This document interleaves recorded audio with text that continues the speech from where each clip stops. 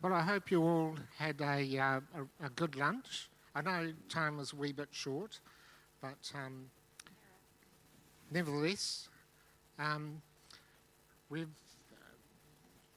we've had a good repast. I've had a good lunch. Um, we have 3 cheers for Greg Brown. Hooray! No, I'll be.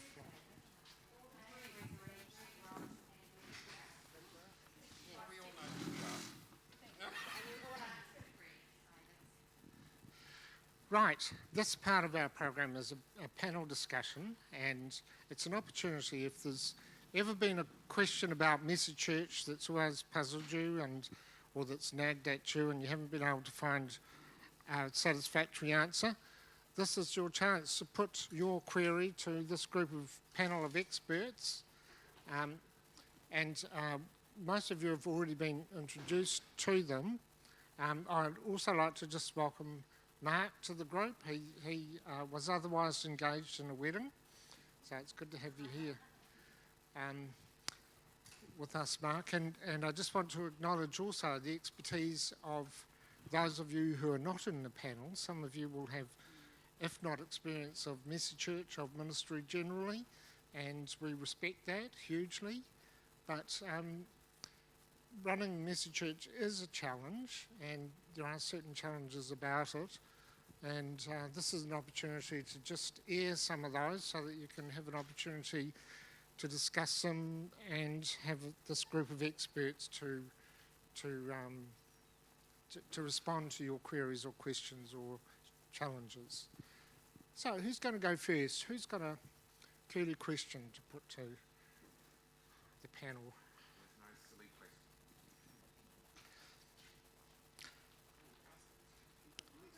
We've got one. Well, it doesn't have to be a question. It's just an observation. Okay. So thank you, because I had a really nice little chat with Carol. But I need a clarification around the difference between running an after-school program for children who don't go to church, who've got no connection, and their parents come along and pick them up and we chat with them and we do stuff. So that's that thing, and I totally get that Messy Church isn't that. But how does it be Messy Church and not me having grown-ups at my after-school program? Good question. So who would like to respond to that? Greg, we'll start with you. Thank you for the question. It's a great question. So Messy Church is church. It has all the elements of church. So we have, any church, like it has all the elements of church. So we sing together, we share around the scriptures together, we pray together, we give together, we eat together, and we're sent out to be God's people. It may not have the formalised word liturgy that we have, but it does have a certain rhythm and practice. And normally there'll be some gathering at the beginning and we'll finish with a meal of some kind. So sounds pretty much like Sunday, doesn't it? We start with a gathering and we finish with communion, and that's really what it's designed around. Yeah, that's where I was getting to. And the other thing about Messy Church is that it's designed for multiple ages to do things together, so that it's all ages doing a craft, it's all ages doing a science experiment, it's all ages outside doing some running races or those kind of things. It's all ages singing and worshipping together. We don't divide them up generally. I've been involved in both after school dropping off children at a program and Messy Church, and I can see there's a huge difference in the closeness and the connection with the parents or grandparents or caregiver coming and being part of that all age that Greg's just talked about.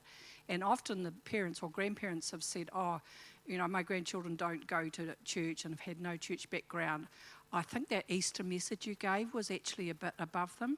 Then they got home and they ran through it all, step by step, with their parents as had been told. So there's something definitely about those ages together and realising even what you offer, you might think is geared at the children in some way, but even some of those people who've been in church a long time have come up afterwards and said, I got it. And it might be through resurrection eggs, it might be through something else, but there's absolute gift in all those ages together. Yeah. Is that clear? So, yeah. And I think the key thing is about all ages doing church together. And what a lot of families love now is to do church together, and that's where it differs from Sunday church often, because quite often families are split up when they go to church. And they're split up all week nowadays, aren't they, with parents going off to work and whatever. This is something they can do together. Great. Any other queries? Just following up on the doing everything together. I've never been to Messy Church, never seen a Messy Church, never done a Messy Church, don't know anything about it apart from its name. So my question might seem a little silly. But if you've got 80 people in a room, do you keep those 80 people together, from the 2-year-olds or the crawling babies to the grandmothers, the whole time? They all do everything together. Okay. Yep. Carol? They all stay in the same approximate area, but they don't all go to one craft activity and 80 people do it together. There's different formats of how different Messy churches do things. Like there might be a craft set up, and there might be a larger building construction block activity, and so people go to different areas. So you're not all just always all together. It does depend on the numbers of groups and dynamics, and just often what the theme is, and how you present that. Yeah, so there is a lot of variety there. Could I just comment on that too, that I've spent the last 40 years designing liturgy for ordinary church or tidy church, and I had to get my head around messy church as well for similar reasons for you. And the way I think about it is that tidy church or Sunday church or heritage church, as Greg says, is where everyone does everything in sequence together. So one thing after another. With messy church, we stack things, we put layers of experience, and it's not everyone doing the same thing at the same time. So it's like the petals of the sunflowers, you know. There's something happening over here, something happening over there, something over there. And for that part of liturgy we would think of as the liturgy of the word, everybody's doing something different as an exploration of that liturgy of the word. And then when the celebration comes, we bring it all together. So, And one of the values is that it's Christ-centred. And Martin Payne, a Messy Church guru in the UK, he wrote this lovely poem. I can't remember it all, but it's like Messy Church, Christ is the head of every table at Messy Church, whether it's the welcome table, the creative table, the celebration table, the dinner table, you know. Christ is the centre of it all. So I find that really heartening, you know, that as people move around, they're experiencing Christ in different forms. I think for those people who are used to going to kind of what we call heritage church, which is the kind of pendulum back and forth. I'm not going to call it boring church. No.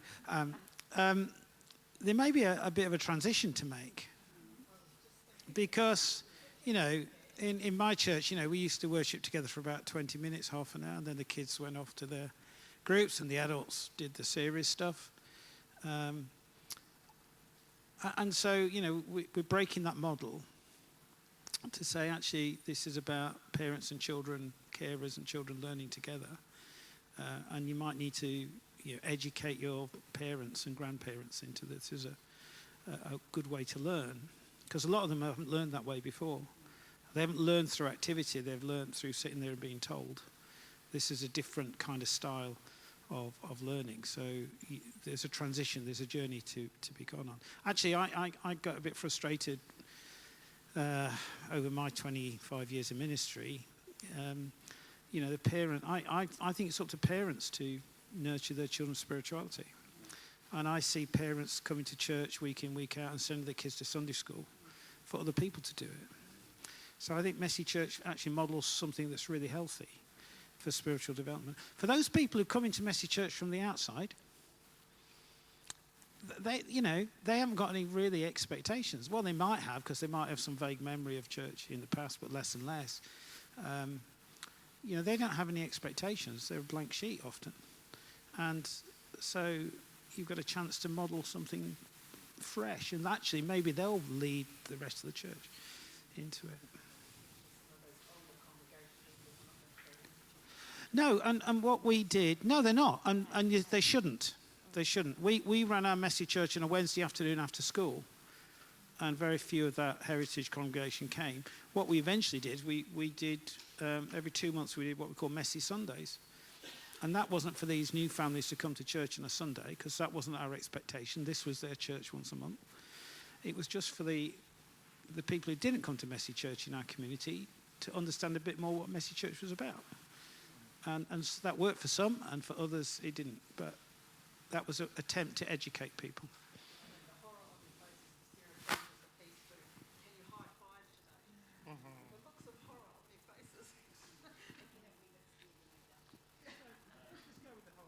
One of the questions we've been asked is, some people will say, when are the folks who come to Messy Church going to come to Sunday church? When are they going to come on Sunday morning? And they're not. No.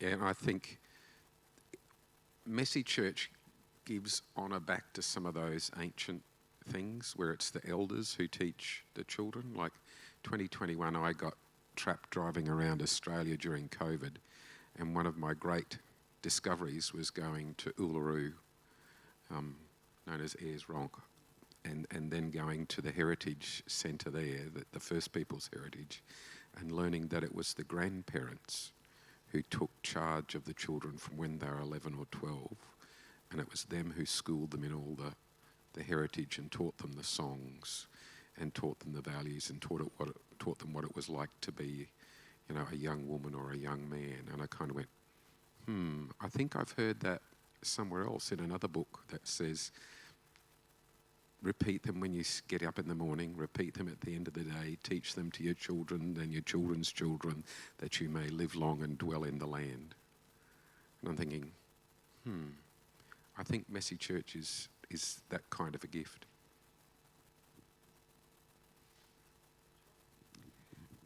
We certainly believe that people from Messy Church, it was an expectation to come to church on Sunday. But we've found if the service on Sunday has elements of Messy Church in it and is intergenerational, and we have certain Sundays where the children stay in and that's encouraged, then we actually have had Messy Church families come and join our congregation and are now giving back as in different roles and on different rosters, and are part of the helping team, not just coming in being community people at Messy Church. So I think it's what we also do on Sundays or other days that you worship that has that, but it's certainly not the expectation. No. This can be a matter of some sensitivity with your clergy leadership too, and I think it would be wrong to expect your clergy to be the leaders of Messy Church. But I think if you have a supportive vicar or clergy leader, then that's extremely helpful to you. So, It's very unhelpful. They are fighting against you. yes. I think it's not, because it's not about throwing out what we've already got, throwing out the heritage church. That still has its place. It's about having something that's complementary and has a fresh approach, because, as Greg said, and Alex and Dave or whatever, whoever, some of us have grown up with known expectations and traditions and experience of church. But there's more than one generation, 2, 3 or 4 generations now who have no experience of church, and giving them a fresh opportunity to engage and explore Jesus' story and how that impacts on their life is, I think, something we're being called to do. But we're also being called not to dismiss the others of our generations who share God's story. It's familiar to them. It's both and, yeah. I think too, when I worked with a number of churches in the Waipu diocese, we have, in Waipu there are a lot of older congregations, but it was amazing the leadership that came out of a lot of those older people who have been sitting in the pews for Sunday after Sunday for years and years. Suddenly they discovered a ministry that they were really passionate about, and they loved engaging with all ages, and they just got a new lease of life for themselves. So it's enabling that to happen, and the gifts that they can bring to people of all ages is amazing. So any fresh queries? Yes? Yep, just to make a comment about what you're asking about with the older people, Diana, what's her name? Langdon, has just done some Zoom calls, bite-sized conversations, and so she directed anyone who went there to the Strands website where there's a video series, and she talks about the theology of accommodation for intergenerational ministry. And if that's actually what we're needing to do, and I'm referring it back to the little church I belong to, which is a very small congregation, we don't send people out because there aren't enough people to send out, that actually those of us who've been in church a long time are the ones who are required to be more accommodating, and that actually it behoves us as older people who are more established in our faith and more established in the church to be accommodating, to bow down. And the theology would say that God has accommodated us by coming as Christ, that we have a responsibility to accommodate, which means sometimes to change what we do or how we do it or why we do it, or without being snitty, you know. And I guess, yeah, I think it was like I used to love the one jot, one whit, or one tittle. I used to think, oh. Anyway, sorry. But anyway, it was just more about that. Sometimes that's a way of being able to talk to older people or people who are a little bit anxious about changing things, that actually we are called perhaps to do that. I mean, it seems a big transition. I think if people aren't able to join in fully, you need to get them on your side. So you need to explain to them what it's about. And if they don't want to kind of do that way of doing church, they're happy with their way, at least get them to pray for you. That's one of the ways you can involve people in it.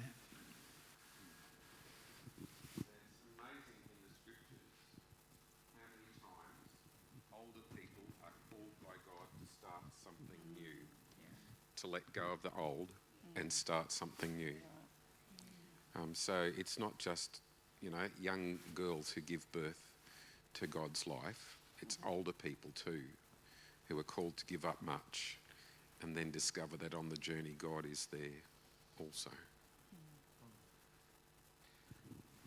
And I do recommend, if you're looking at starting a Messy Church, to go and visit a Messy Church, and I'm sure Angela here would love to have you come and bring some of those people who've got questions about Messy Church, see it in action and see how life-giving it is to many people.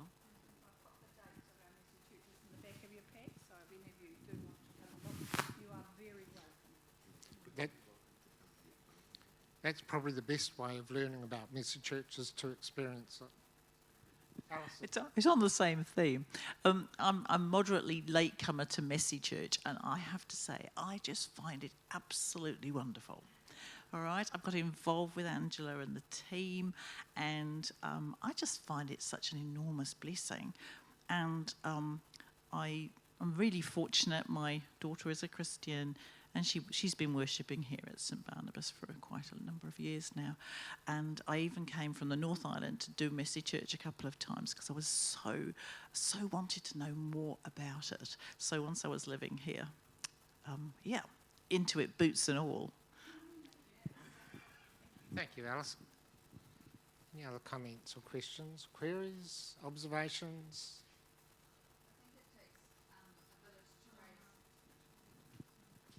One of the sayings is it takes a village to raise a family, and I know our Messy Church, we've got a lovely family, and she's French, and she has 2 children, and the wee boys wanting her attention, and the baby's there, so we all take turns to take the baby and wander around the activities so she can spend time with her son and give him one-to-one, and you see other parents helping each other when that happens, where the sibling needs some mum time, and there's another sibling there that's quite happy to wander off with, and they so as much as there's 80 people in a church in the same area, we all look after each other, and so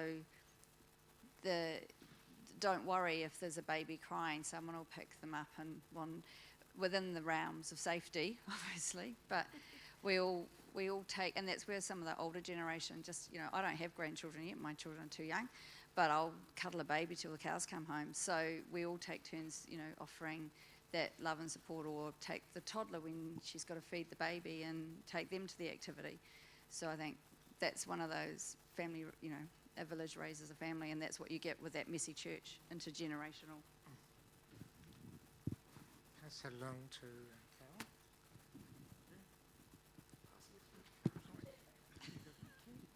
That's what you call teamwork, and that's what I was going to say. To run a Messy Church, you do need a team, different layers of teams. You may have a team who does all the planning and the organising, and it might be a smaller team, but then you may have another team or another couple of people within that group, or may bring in others specifically to plan the activities. You might have younger people who are more technologically literate than I am, for example, and you may be able to task them, this is what we want to achieve, we want a PowerPoint of this, or we want that, are you able to put that together?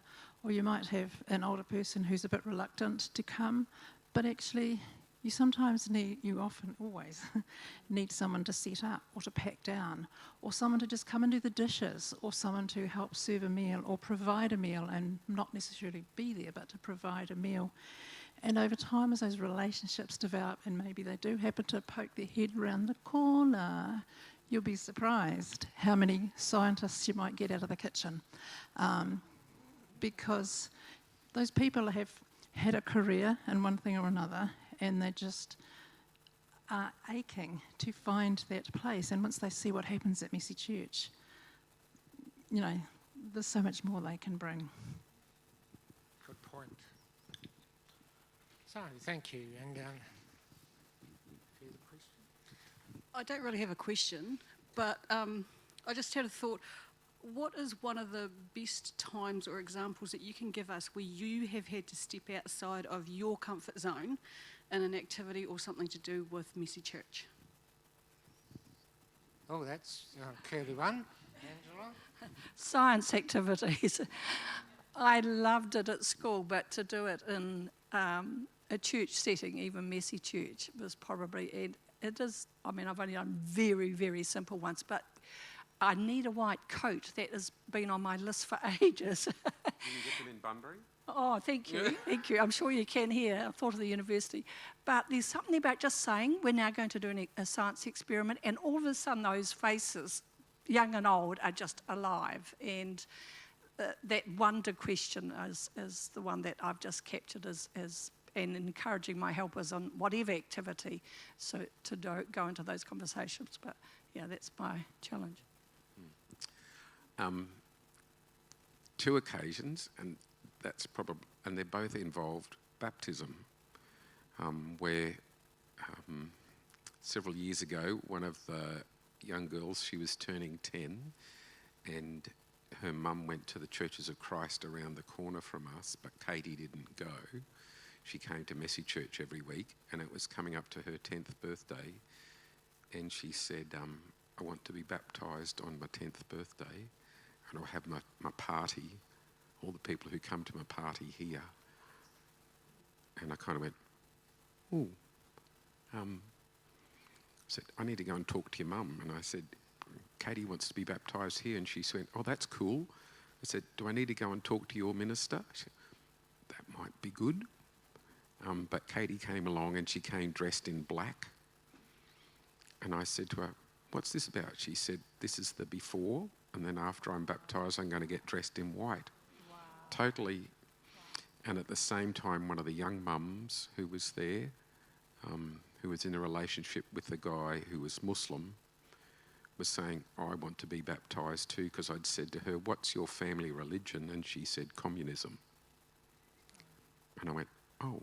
She said, but we've been coming here for 3 years now, and I'm a follower of Jesus, and I just want to say to everybody, the relationship with her Muslim partner ended not long after that. But to have those two baptisms, it was cold. We had to put a swimming pool outside because our church only has a bird bath for a baptismal font, and they wanted to be baptised by immersion.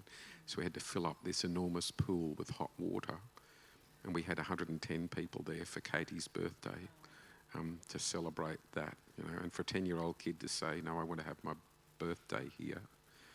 And this is what I want to say to my friends. So you just kind of stand back and go, yeah, that's God. I don't know really. I'm not gifted. I'm not very practical. So I don't like... I did clean the toilet. I can clean toilets. Honestly, I've got a great story about cleaning toilets. How God used it. Not with me, with somebody in my church. I'm not very good with craft. I'm not very good with things involving wood and hammers and nails and do-it-yourself. So, you know, all these great big activities they suggest you do in Messy Church, don't give them to me on that kind of thing. I'm fine with science. I don't mind cutting and sticking. I'm not very good at painting. So, you know, you just have to find your niche, really. Yeah. Well, I'm loving the whole idea of Messy Adventures and Messy Church Goes Wild. So getting outside and doing stuff in creation. And last year we had, Alex and I were charged with running, because we're retired now, but we help at the Messy Church in Wanganui. And so we ran the spring Messy Church, and we did bugs, bubbles and butterflies. And we went on a bus to the Botanic Gardens out of Wanganui, and we had a double-decker, 1954 double-decker London bus, and we filled that up with people and went out to the Basin Botanical Gardens out of Wanganui and explored bugs, bubbles and butterflies and discovered God and all of that, and that was amazing. And there's the beauty of going outdoors is that other people see what you're doing and they want to know what you're up to. Right, well, I think that just about means we've run out of time. So we're next part of the journey, which is Dave doing science. The one thing that he's really good at. Oh, okay.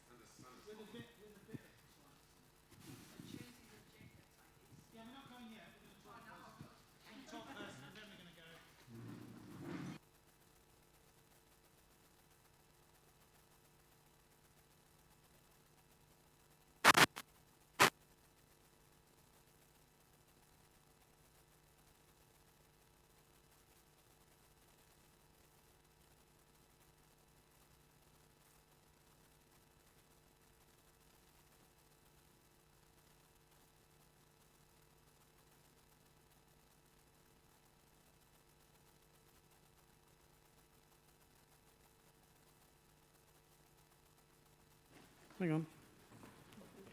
Yeah, that's on. Okay, so what I'm going to do, I'm going to talk to you, and then we're going to do a couple of activities inside, and then we're going to take those activities outside and do some more stuff outside as well. Is that cool? I promise you, we will launch rockets. Okay? So I am going to talk to you about this new kind of movement that's been developing over the last few years.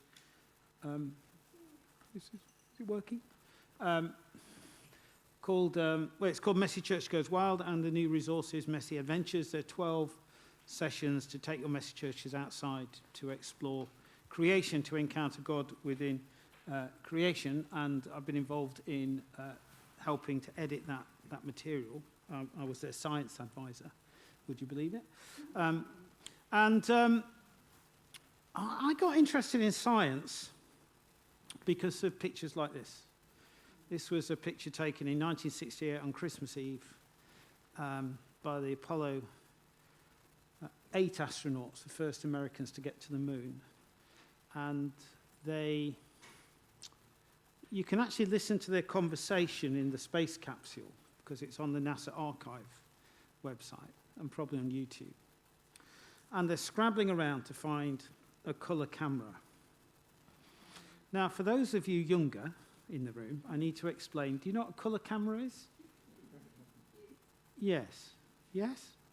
Yeah, in the olden days, when your parents were young, we didn't have mobile phones or digital cameras. We had these boxes with a lens in the front and a bit of plastic in the back with chemicals on it. And when you put the light on it, it used to make a picture.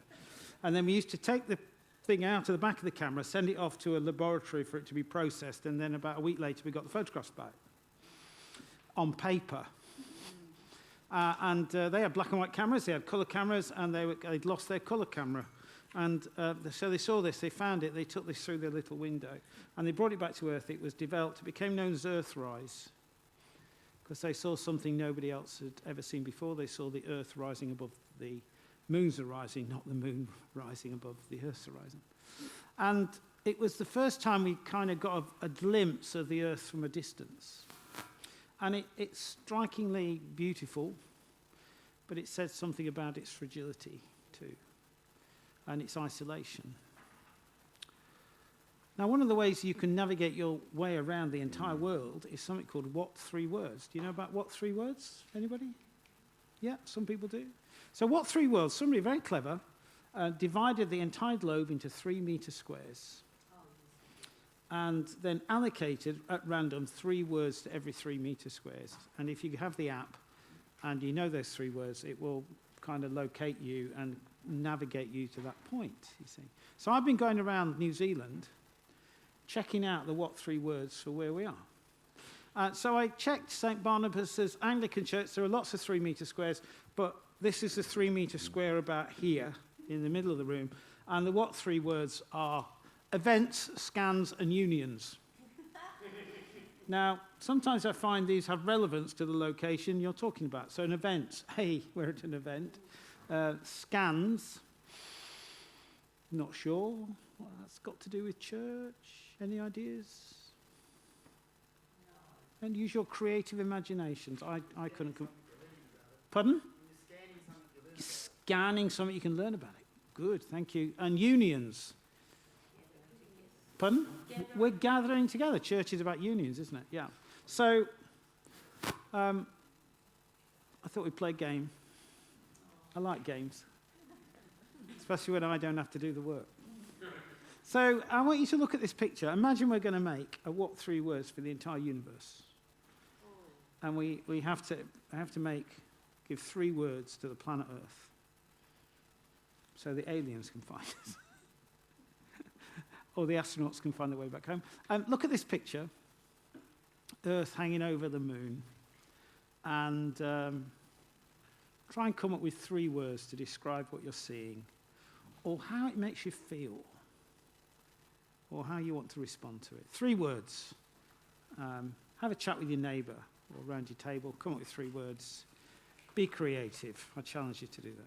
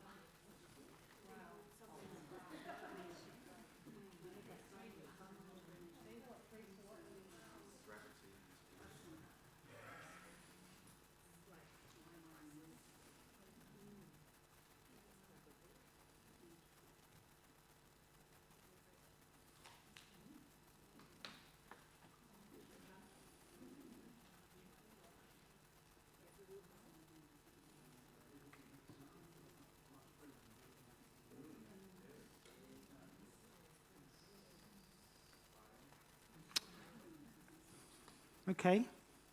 Try and choose your 3 words. So what 3 words have you come up with? Who'd like to share your 3 words?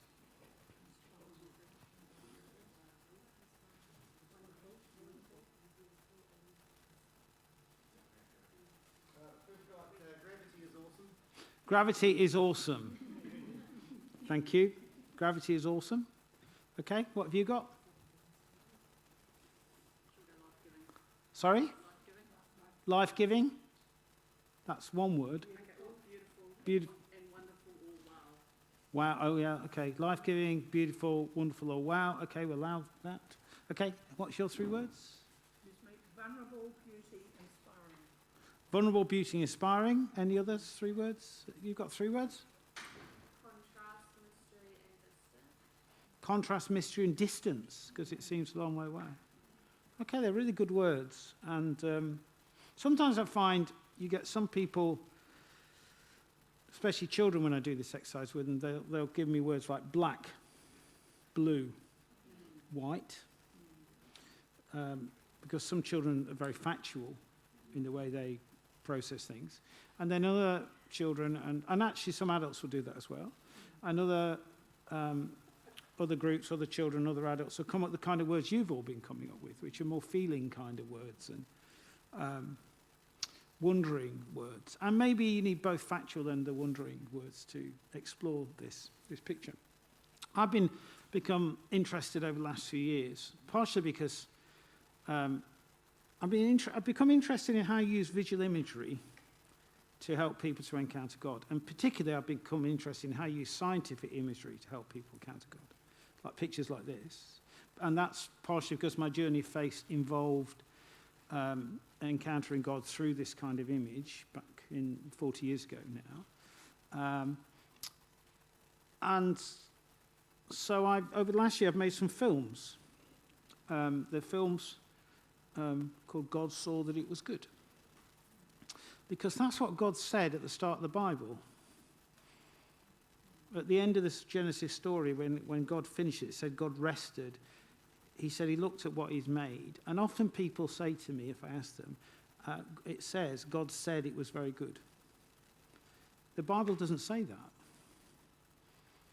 The Bible said God saw it was very good. And actually it says that right the way through the story. It's a very visual story. And I think that's God having a moment of wonder. And maybe surprise at what he's made. You can discuss that. So I've made these films. God Saw That It Was Good. They are about 20, 25 minutes long, and they look at issues around coasts and sky and trees and life, and they look at it through, actually, the values of Messy Church, really. Wonder, playfulness, and communion. And we use science and faith together to explore that. And the final 5 minutes are more kind of scriptural, prayerful reflection. So I just thought I'd show you 5 minutes from the Sky film, from the section on communion, because it's about small things matter. So sit back, relax, and wonder a bit. Can we have the volume up, please?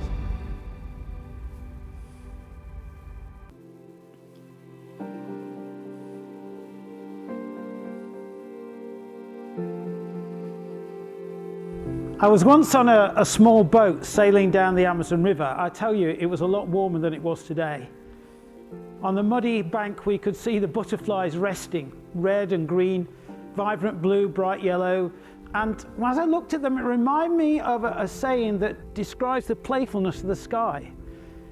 If a butterfly flaps its wings on the banks of the Amazon, you might get a tornado 5 days later in Texas. Now that sounds crazy, preposterous. An unmeasurable puff of wind turning into a 100-kilometre-an-hour gale that destroys everything in its path. But that's how the weather works. Small changes in the wind can build into huge storms. Now meteorologists have learned that we can get a handle on this playfulness by running lots and lots of different weather forecasts. setting each one off with a slightly different combination of temperature and moisture and wind. Now, sometimes the predictions are similar. The play of the air is controlled, it's organised. Other times the playfulness is wild and the forecasts vary dramatically, making it really difficult to tell people what will happen. You see, in the air, small things matter. There can be a difference between a lovely sunny day or a grey cloudy day like this, or a gale which will leave you running for that beachside cafe for a hot chocolate while you watch the waves crashing in to the shore. Small things can make a difference too, to the earth being a home for a vibrant community of life, or a place where life might never have taken hold. The Earth's atmosphere is made up of a community of different gases. Mostly nitrogen, which bulks it out, protecting it from rocks from space and enabling the plants to thrive. And then there's oxygen, which we and other animals depend on. But only less than 1 part in 100, less than 1% is water vapour. And there's even less carbon dioxide, methane and the other gases measured in parts per million. But these greenhouse gases are responsible for maintaining the climate of the Earth. Water vapour, carbon dioxide and the other greenhouse gases in their smallness trap energy from the sun. They warm our planet by 30 degrees centigrade, turning it from what would have been a frozen snowball with ice from the poles to the equator to a home for a vast community of life beyond measure, of which we play our part. Not that we always play by the rules, not that we always play fair. Small though a butterfly's wing is, it might have a huge impact on the world. And small though we seem compared to the vastness of the sky, we too are having an impact. Fossil fuel burning, releasing carbon stored through millions of years in a couple of hundred, leads to the warming of the planet as carbon dioxide builds in the atmosphere. 1 degree so far. How much more? 2, 3, 4 degrees? Well, that's down to us.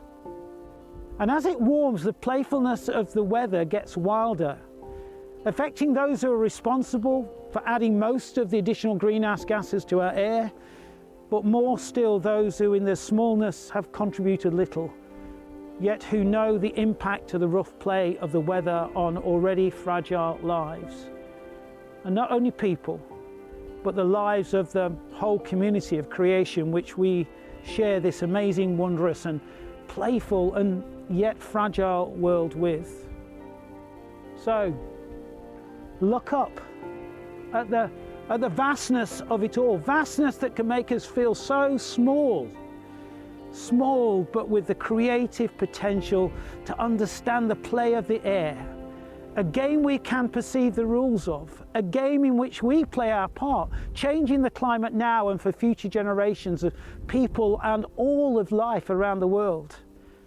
And yet a game that we cannot control or fully know the ending. For all the insights that science gives, or because of them, perhaps they should call us back to humility before the powerful, awe-inspiring playfulness of the sky.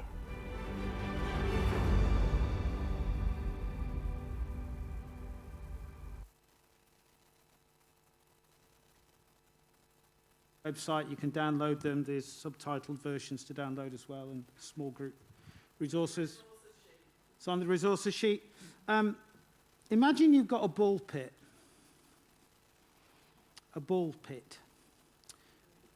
Kind of big, a big container with these in, and you can dive in it and mess around it. Imagine you've got a ball pit, and it's a big one. It's got 1 million of these in it. 1 million. Imagine that's the atmosphere of the Earth. Out of 1 million balls, 10,000 are water vapour. 280 are carbon dioxide. Even fewer are methane. And yet those 3 gases warm the planet by 30 degrees centigrade. The rest of it doesn't do anything. And for the last 150 years, we've been adding more carbon dioxide in. So now there are not 280, there are now 420 balls of carbon dioxide. And we've begun to notice the difference. I wonder if you've noticed a difference in your part of the world. Have you noticed a difference? What have you noticed?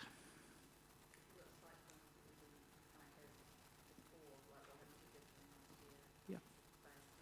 Yeah. So the bigger cyclones, stronger winds, more water coming down. Yeah. Anything else? Sorry? Flooding? More flooding? Yeah. Glaciers disappearing. Yeah. Yeah.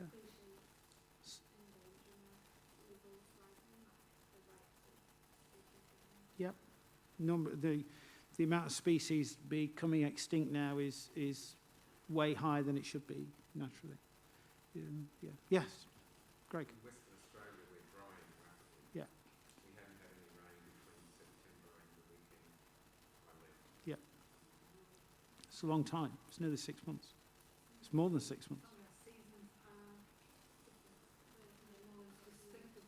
Yeah. Yeah. I just pulled these off the web. This is from a group in Europe who monitor changes to the weather and look at extreme weather. And they notice your glaciers are shrinking. So this is the Franz Josef Glacier, which my daughter went to look at a few months or so back when she was in New Zealand. That was it in 2007, so that's less than 20 years ago. This is it in 2020. There is a glacier there, but it's actually retreated up the valley along the way. And that's true of every glacier in the world at the moment.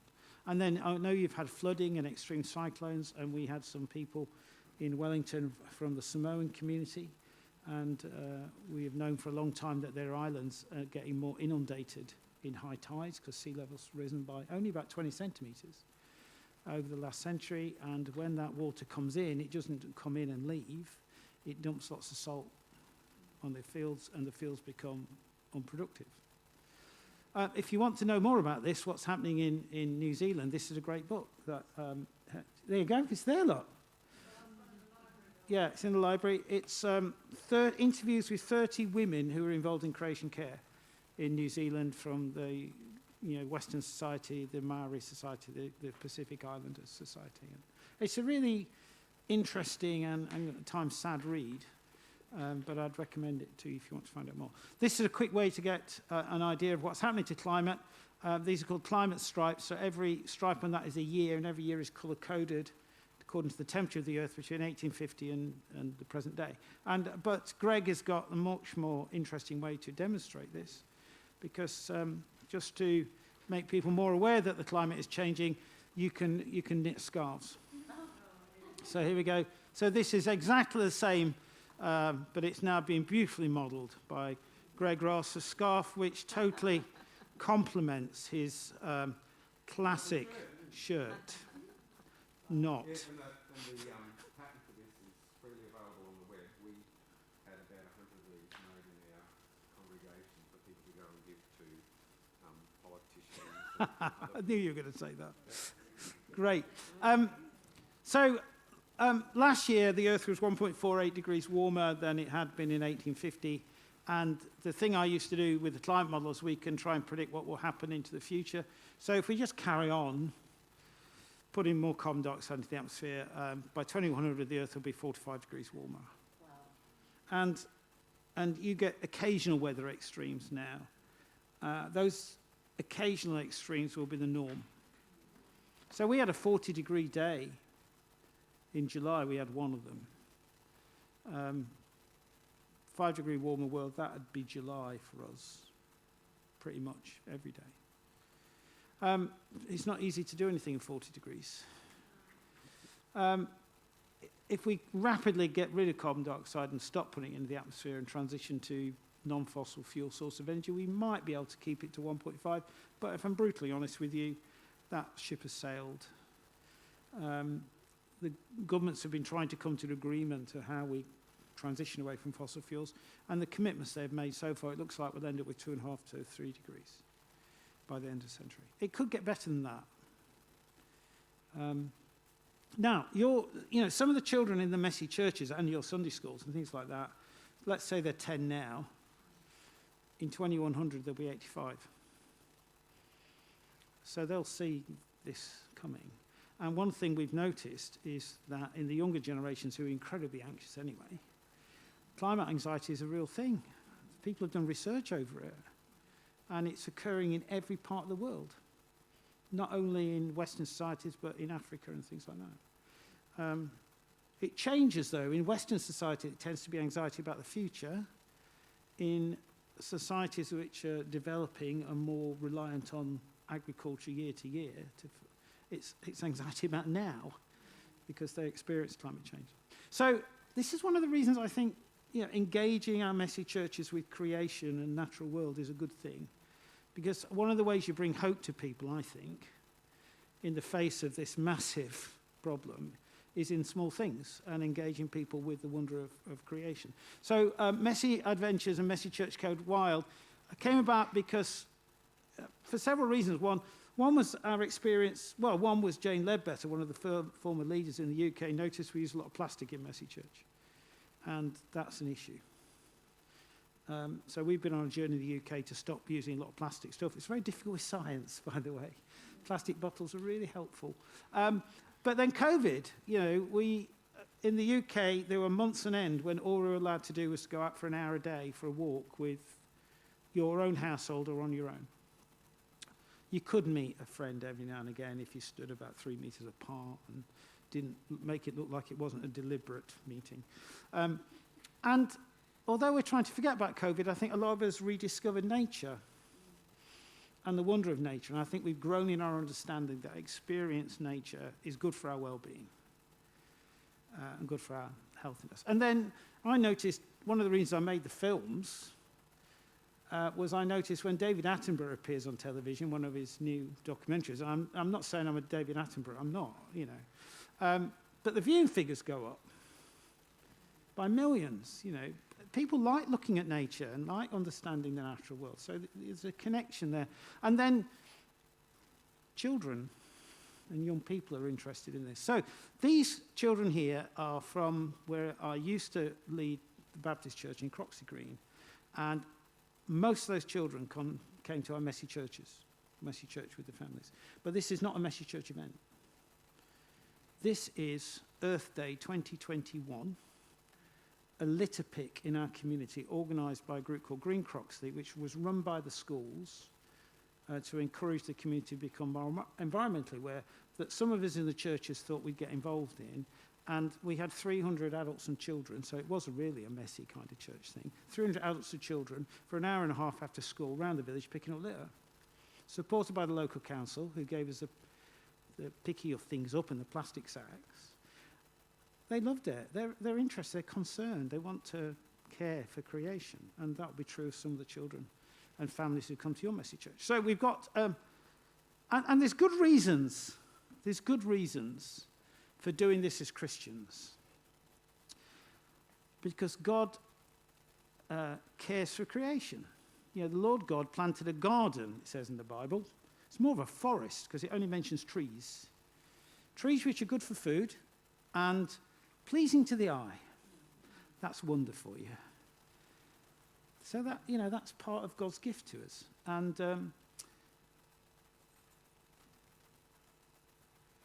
let me ask you a question. What do you think the most important call to mission is in the Bible?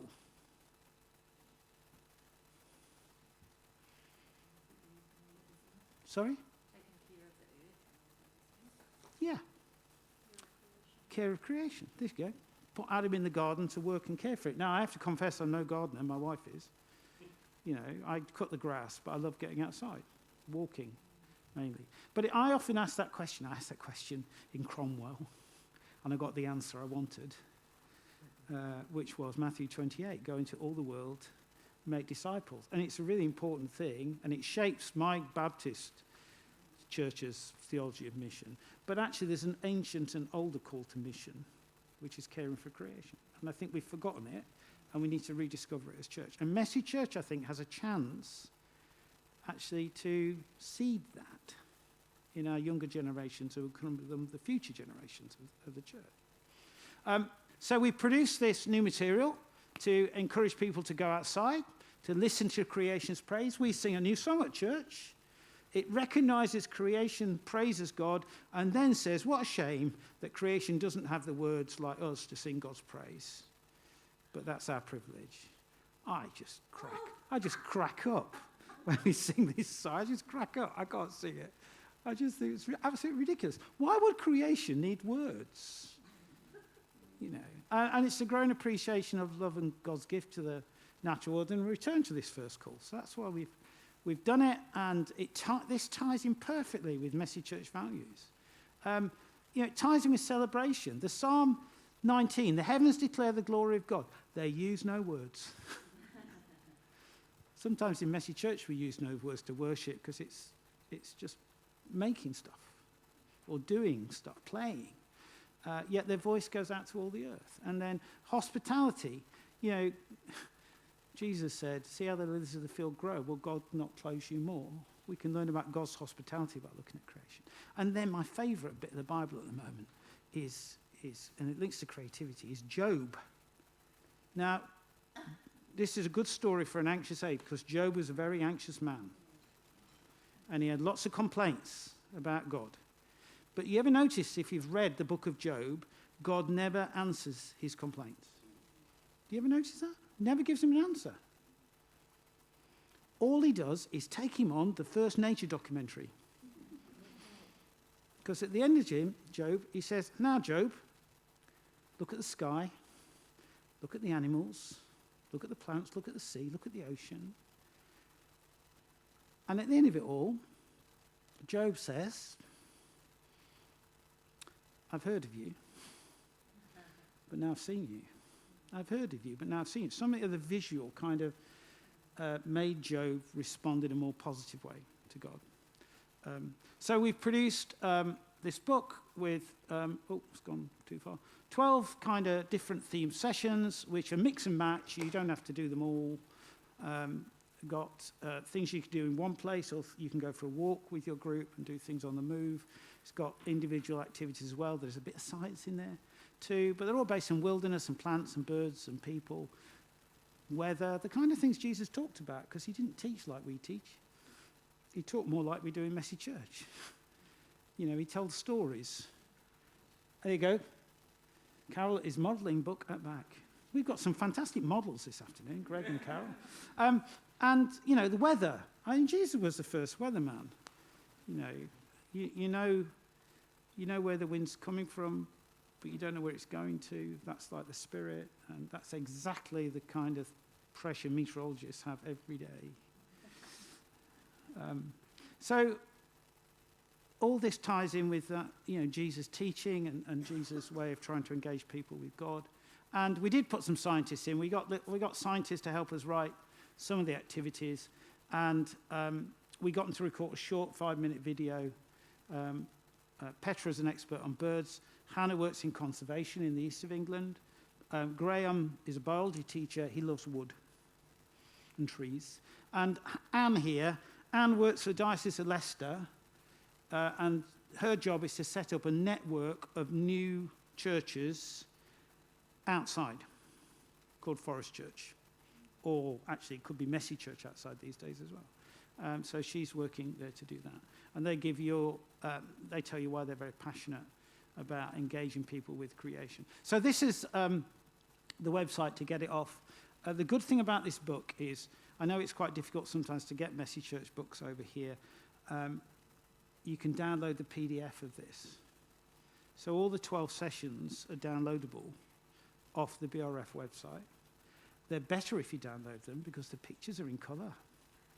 And the printed book doesn't have the pictures in anyway. And all the videos of the scientists are also on YouTube, and they're linked into that page. So you can go and look at it, think about how you might use it. Because, to be honest, you've got an amazing country here. I know it's risky with earthquakes and things like that, but it's fantastic. And I don't know, do you know that? Okay, well, go and use it to help people encounter God.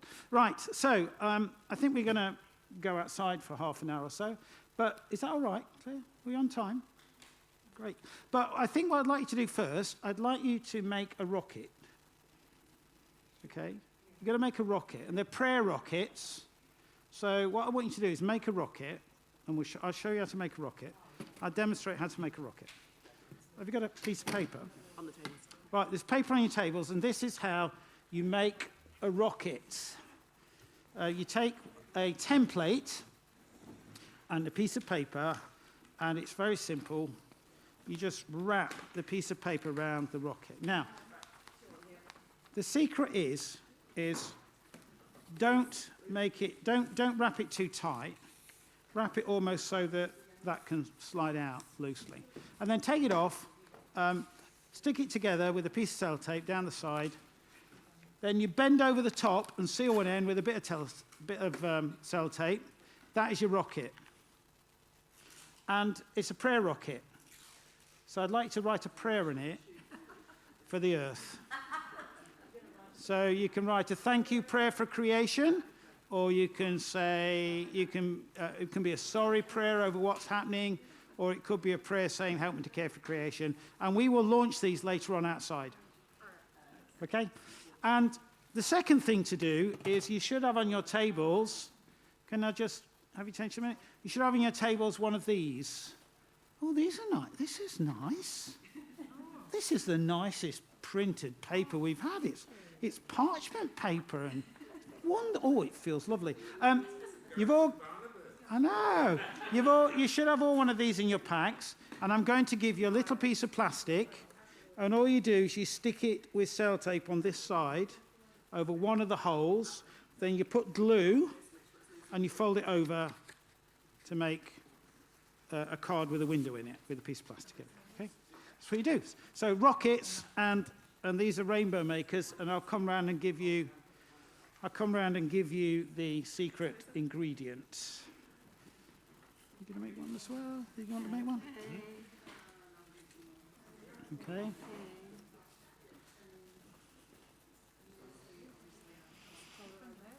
There's your secret piece of paper, plastic. Plastic. Yeah. Yep. They're very sticky. They're very kind of static. Here we go. So you need two pieces. Do we need two? Well, you're going to make one each. No, we're making one together. Okay, that's fine. You sure you can do one of your own? Okay, there you go.